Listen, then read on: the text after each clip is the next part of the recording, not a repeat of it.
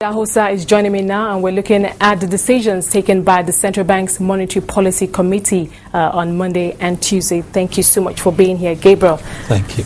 Now, let me ask you this straight up. The decision to hold interest rates, especially the key lending rate at 12%, was it in line with your expectations?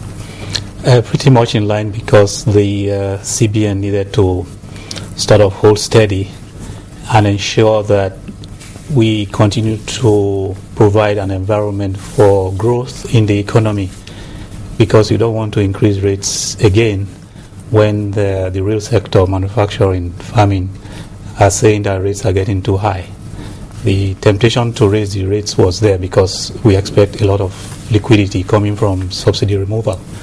But CBN is looking at the growth side of the economy and feels that we need to hold it and ensure that we create room for growth.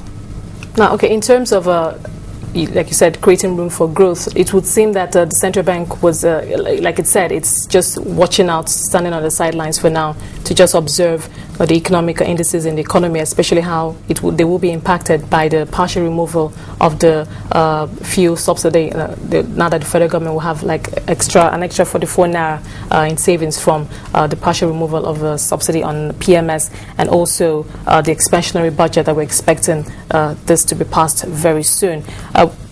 You said the temptation is there, but some of the comments by the central bank in the last week or so, it said that if the federal government decides to increase its spending this year, which, from all indicators is quite likely, it may be forced to raise interest rates. Yes, that's why the CBN is holding the position now. We expect that sometime this year, possibly by April, government will want to remove the rest of the subsidy. So it's important for CBN to wait and see how it all plays out. The subsidy money has not started hitting the economy significantly. It's only started in January. So between now and March, it will be clearer how high the impact is. And CBN can decide whether it can absorb that within its management of interest rates and foreign exchange rates, and ensure that it still allows more opportunity for growth by keeping the rates at where they are. But if the rest of the subsidy is removed and the volume of cash that is flooding into the economy cannot be managed behind the dam that the CBN has created now, then of course it may have to look at interest rates. Okay. Now, as usual, whenever the committee meets, they go through every sector of the economy, and they start with the global economy, how that, because we're all connected in one way or the other, whether or not we like it. And it did mention the fact that the International Monetary Fund has projected a lower growth especially for advanced economies this year, 1.2% growth. And the central bank says that if that's going to be the case, we may be affected in terms of our exports. Some of these regions are some of our biggest customers in terms of some of the things that we export. And so the central bank advised that we need to generate much needed domestic demand. Now, what are your thoughts on that? How do we go about generating domestic demand? It's the same problem that China seems to be having, because many of its exports, many of its customers, Europe and the US especially, because of slowing growth, demand for Chinese exports have dropped. So China is now looking inwards on how to generate or spur domestic demand, as it were. So the central bank is saying that we may need to do that also as a country. We can't keep relying on our demand from our foreign exchange or our trade partners, as it were. So that's why CBN is still looking at interest rates. To generate local demand, you want to cut down the cost of funds for the real sector, manufacturing, farming, tourism, and services. For them to grow and recruit more people and create demand by public consumption, you need to reduce the interest rates. But you cannot do it now because of the very large cash inflow that is coming.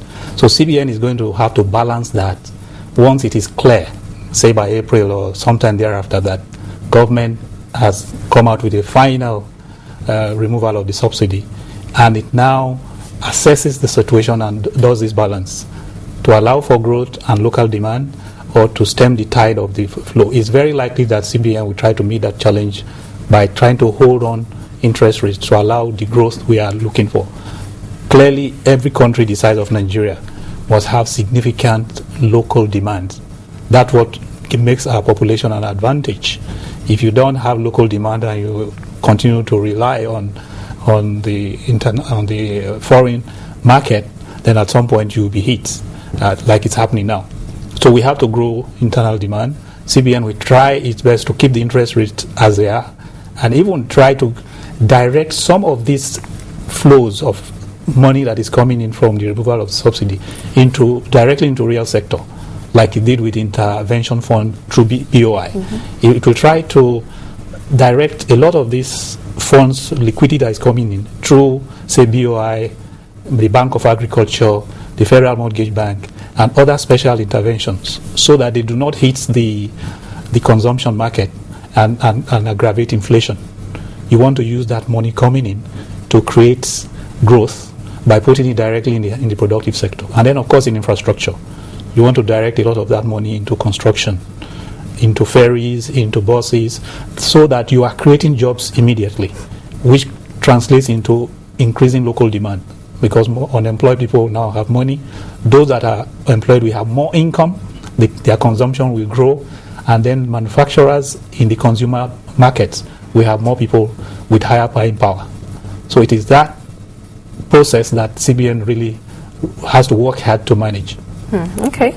Now let's look at what, when it was looking at the GDP growth, reviewing the GDP growth last year and the projections for this year. Now overall GDP grew by 7.6% according to the Central Bank in 2011, and we're having a projected growth of 7.2% overall GDP growth for this year. Now balancing, just after the Central Bank talked about that, it went over to unemployment, and it rolled out the figures from the National Bureau of Statistics, which said that our unemployment rate as of December last year, 2011, stood at 23.9%. So that brings us back to this same question of having growth and development at the same time. We're having a robust GDP growth that's perhaps the envy of many economies, especially the developed economies. At the same time, we still have a growing rate of unemployment, 23.9%, soon to hit 24%, if care is not taken. So how can the central bank, in terms of balancing both of these two this year, how can it achieve that? It will continue with what it has been trying to do, which is to say, keep interest rates at a level that is low enough to encourage the real sector to expand and create more employment. Well, we're already at 12%, which for many is still quite high. It's quite high. Because at the end of the day, it comes to maybe 20% when you actually go to the bank to collect, to get loans. Yes, it is high now, but the manufacturers and other people who borrow at that rate will be happy to pay that rate if you can reduce other costs. If you can reduce power costs, for example. If you reduce power costs, create more jobs in the power sector, the overall cost of production will come down. So CBN is looking at that if we can direct funds, the excess liquidity, into infrastructure, into creating more jobs, you will be able to create enough demand to absorb the new costs that manufacturers are carrying. Do you see that happening this year? Because I remember very clearly that I did have this same discussion sometime last year also about, when in the course of the year when the Central Bank was having its MPC meetings, and we keep talking about the fact that more money will be put into infrastructure, jobs will be created, etc. But we didn't see much impact. Now we're back in another year, and that's the same indices, same will do that we're talking about. If like you said, if funds go into manufacturing, if funds go into power and infrastructure and all of that, when are we going to see a real impact?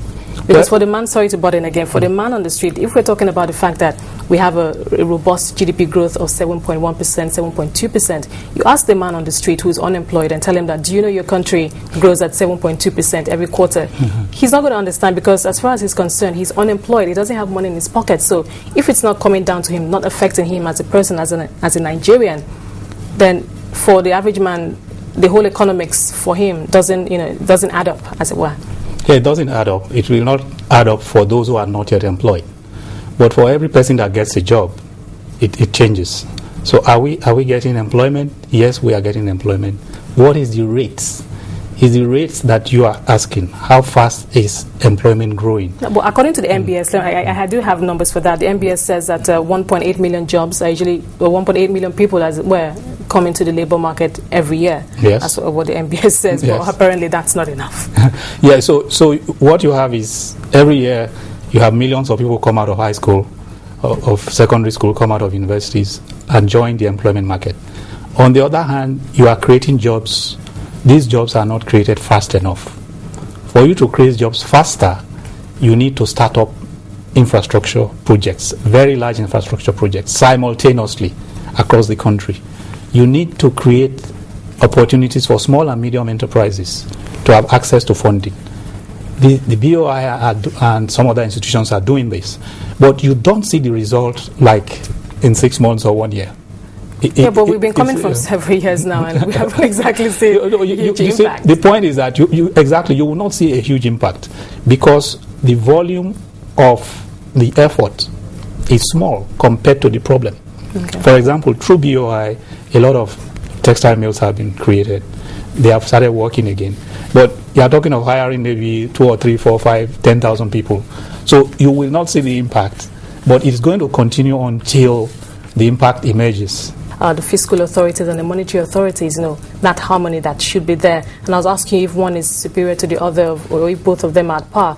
I'll give an example. We have a situation where the finance minister, Dr. Ngozi Okonjo-Iweala, says she made this statement about 2 weeks ago, saying that she would like a situation where interest rates can be brought down this year. But the central bank responds and says, okay, yes, we would like to do that. But if federal government decides to spend more this year, we as a central bank have the responsibility of ensuring that inflation does not, get out of hand. So we may, increase rates. So there seems to be this divide, or should I use the word divide, or there's just not disharmony that we should see on both sides, but that's the fiscal and the monetary. Yes, that's really the crux of the challenge that the economy faces now. The CBN is doing its best to manage the monetary side of the economy, but the fiscal side, economic management, has not really got it right. First of all, you have to drastically cut the extravagance in government. It's going on, and so CBN is saying, look, I can do so much. I can manage interest rates and exchange rates, but the fiscal side, you must cut down on your spending. So long as this festival of extravagance continues. No, but if the federal government, you're talking about, apart from the issue of extravagance, if the federal government says, okay, apart from that, we're talking about creating jobs, 1 million jobs, 350,000 jobs this year, we need to embark on aggressive infrastructure development that will create jobs in the construction, manufacturing, whatever sector will bring the jobs. So that will require us to spend more, obviously. So if that's going to be the case, would the central bank now say, okay, fine, you're going to do something that will perhaps be good for the economy, that's creating job and growth at the end of the day, bottom line, but we still may need to increase the interest rates. So the question is, if on the fiscal side, the government is trying to spur growth, which is what will bring jobs at the end of the day, if it's trying to spur growth, the central bank too has a responsibility of spurring growth. But if the federal government now decides to do that and the central bank now increases rates, at the end of the day, growth itself, what both parties, monetary and fiscal, are trying to achieve, is strangled because the SME man who wants to go to the bank to borrow money to expand his business, or the unemployed graduate who is tired of looking for jobs, wants to start up his own business, goes to the bank and he's been told that he will take a loan at 20 or between 20 and 24%. The whole aim of growth is defeated. So I think we are not listening enough to the CBN. The CBN is not saying government global spending should not grow. What the CBN is saying is government spending in unproductive avenues. For example, government spending in maintaining the bureaucracy. What you spend on the legislators and the bureaucracy, that does not translate into any productive activity. The CBN is not saying you cannot put more money into infrastructure. You cannot, for example, increase from 10 billion to 200 billion what you want to give to small and medium enterprises. That exactly is what the CBN is saying. That if you are going to increase expenditure, that expenditure must be directed at productive sectors that will create more jobs.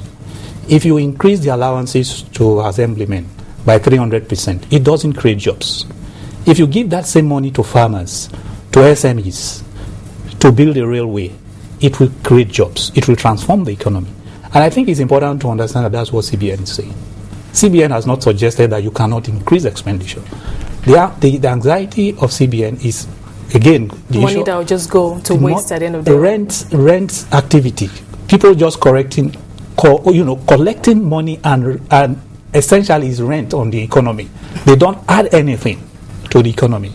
People travel around, ministers, everybody travels around. They don't add anything to the economy. And you are talking of billions that go into those activities. If those billions are diverted to the SMEs you are talking about, young graduates who need maybe 200 million, or 200,000, 2 million, 5 million to start industries. If you create, let's say, 1 million jobs or 1 million SMEs, you put, let's say, 100 billion down. That will transform the economy. The CBN itself did that with their intervention through BOI. So what CBN is saying is, fiscal side, look at your pattern of expenditure. Cut down the extravagance that is continuing. And let's have these monies go to where they will create these jobs. So long as you do that, there is inflation that is unavoidable with growth. There's interest rates that are compatible with growth. The CBN can manage inflation that you require to go with growth. But sorry to butt in, the perception that we get is because the central bank keeps fighting inflation year in, year out, we're fighting inflation, apart from its core mandate of ensuring price and interest rate stability. It would seem that it's just like that's just what's most important. So how high is too high, or what is that that interest rate or inflation rather that we can live with if we're having growth that is, that we can see? No, the CBN is managing exactly that. They are looking at all the statistics and saying that if you bring in so much money into the economy, and this money is going to go into consumption by non-productive entities in the economy, to people who will take this money out and put it in foreign accounts or buy cars or live extravagant lives, then it will have to increase interest rates to suck up that kind of money. But if you are putting money into farming, into SMEs, then it will allow those monies to go. So the CBN is always balancing that process to say, let us see what the fiscal side is doing. How much are you cutting down on government spending? Let's look at the federal budget. 30% capital, 70% recurrent expenditure. So long as you do that, CBN will worry that 70% is just going down the drain. It's going to be consumed this year. There's no investment. Because of that, it will decide to suck up that money back. It is the effort of CBN in doing that that is forcing everybody, including the government, to say, okay, let us really work on cutting down these expenditures that are not adding to the economy. The executive arm of government needs to do a lot more to make CBN do its job better. To make CBN, you don't think the central bank is... It better in the sense that we begin to see the benefits. Okay, we begin to see the benefits. They are trying to do their job, but if you keep doing your job and someone else is undoing it, then your effort is not seen. You don't see the result of your effort. Do you think that perhaps they should meet more often to so that we can have this better harmony in terms of their policies? Because at the end of the day, if one person takes a policy that harms the average man on the street who doesn't have a job, then the hope, like I said earlier, is defeated. Do you think perhaps we should see better cohesion or better in terms of harmony policies on both the monetary and the fiscal side? You see, the interesting thing is that the CBN is managed by a small cohesive group, the governor and his directors. Yeah. The economic side is managed by a very complex group of people, ministers, the presidency. So you don't have the cohesion you have in the government as you have in the CBN. So even if you meet with the Minister of Finance, the Minister of Finance goes to the ESCO, a lot of what commitments she can make to CBN cannot be sustained. There's political pressure, there is all other government agencies. So that is where the real problem is, that the executive arm does not have the kind of cohesion in driving policy that the CBN has. I thought that was the whole aim of, or the whole essence of bringing the finance minister back to the country with the kind of wealth of experience she has and where she's coming from. She's helped, grow other smaller African countries, and now that she's here to help, help grow the economy, she's still being faced with these political bottlenecks, as it were. Exactly, and you are seeing them every day. If the finance minister had her way, she would have done many things that she feels are right but not popular, which have been done in other countries. But because of political pressure, because of the fact that she obviously has limited powers, she is not the president, there's always this compromise that is going on. You've got to compromise with politicians, with other agencies, and with, of course, the presidency, which is elected and wants to be seen to be listening to some of the pressure from the public. Okay, now one of the advices, we do know that in terms of spurring growth, creating more jobs, the central bank actually advised the federal government to quickly move on structural reforms such as power sector reforms, implementing the agricultural sector and the transformation programs basically to spur growth. We have talked about that. But another thing that's new is the fact that the federal government says in terms of creating more jobs, it would revive, as it were, technical schools, vocational schools. Did you think that that's something that we'll see actually, coming to fruition this year? No, the challenge is not the ideas. The ideas have always been there. Not the implementation. Not just even implementation. It is the pace of implementation. If you want to build technical schools and it takes you 2 years rather than 6 months to build, it makes a whole lot of difference as to the result you will get. If you want to build power plants and you decide to build a big power plant of 1,000 megawatts, which will take 5 years, instead of building 100 small power plants of 10 megawatts each, which you can complete in 9 months, it will make a difference. So it is always the issue of the pace. How fast do you want to implement these ideas? Instead of going for big projects that take a long time, you can go for smaller projects that are quicker to implement and easier to see results. In 9 months, you can build a power plant of say, 12.5 kVA, like you have in Marina and the Jew Waterworks. You can build 100 of that around Nigeria in 9 months. But if you want to build 1,000 mega plant, one plant of 1,000 megawatts, it's going to take about 3 years. Interesting. So the issue of pace in implementing ideas is the critical factor in Nigeria's future. It's not the ideas. The ideas have always been there. It's technical schools, farm settlements, power plants, the ideas are there. But you have to find a way around the fact that we have to move much faster than other countries. And that's what China did. China has hundreds and hundreds of small power plants. So they don't depend on these massive power plants that take 5-6 years to build. They have them, but they are back up to the main power supply system, which is built around small power plants you can build in 9 months. Young engineers out of school can be trained to mount them. Gabriel, sorry to cut you short. We need to take a call from David and Doreen, who's calling live from the Nigerian Stock Exchange. Good morning, David. Good morning, Esther. Happy to be with you this morning. Thanks for being on the program. What's happening at the market? What's the mood like this morning? Yes, the Oscar index is actually oscillating between marginal positive position and it just declined slightly now to 0.17%. Quite a lot of activities moving to and fro, really. Let me run through all sectors of the market. Food and beverages is down by 0.79%. Energy is down by 0.22%. Oil and gas is unchanged. Insurance is up by 0.90%, while the banking sector is also up by 0.13%. In fact, the banking sector is quite active with yes. In the last 2 days, David, that's what we've been seeing. Looks like there's no stopping investors this time. There are more of them are positioning themselves ahead of this bank, the earnings by some of the banks listed on the exchange. Yes, that is appropriately correct. The banking sector is very, very active now. First Bank is still cleaning, is at 10 naira 58 kobo right now. GT Bank has also crossed the 14 naira mark, while Zenith Bank is a little bit still static. But by and large, quite a lot of activities are taking place in the banking sector right now. Okay, thank you so much, David. That's all we can take at this time. Thank you so much for your contribution. We do appreciate it.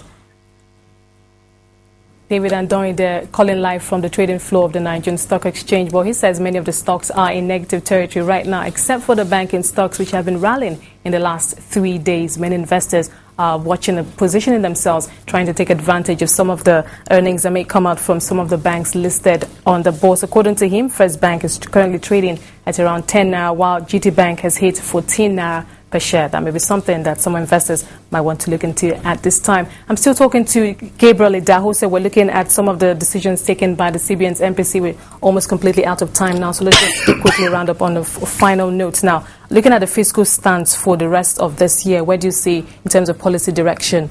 We know the budget should be passed very soon. The president has made it quite clear that there will be no delays this time. That he's looking for 100% 2012 budget implementation. So are we going to see more cohesion, more harmony between fiscal and monetary? And now that the government has extra money from the partial, we might even see full deregulation of the downstream oil sector going in the course of the year. So that, of course, is more money for the federal government to spend. And of course, we have some other avenues that the federal government will get some money. So what's in terms of the fiscal outlook, where do you see that going? Well, from the beginning of the year, most observers have said that this year the economy will grow. Well, the economy has been growing. Grow and be visible. Oh, visible this time. In other words, some of the things that were started last year, for example, the agriculture initiatives, which is now directing resources straight to the farmers, fertilizers, loans, going direct to farmers, not through intermediaries. That is going to be a big difference. Okay. So we also expect that the SMEs are going to get some good funding. We also expect that the coordination is going to improve because there's a lot of effort from CBN and the Minister of Finance. So even with the gap. Even with the interest, even if we leave interest rates at 12%, it's still something that SMEs will be able to cope with this year. You know, they will probably, the operating environment has not exactly changed. You know, the interesting thing with SMEs, if you talk to them, the problem is not the interest rate.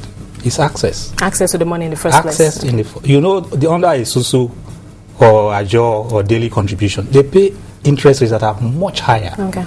But their issue is access. It has really not been the issue of interest rates for SMEs. Gabriel, I'm sorry, we have to leave it there. We're completely out of time. But thank you so much for a very insightful perspective there on the CBN's decisions over interest rates. That's what we've been looking at today. We're completely out of time now. We need to run. Thank you so much for being a part of today's edition of Business Morning. I'm Esther Bodaga. Channel's news track is at 11.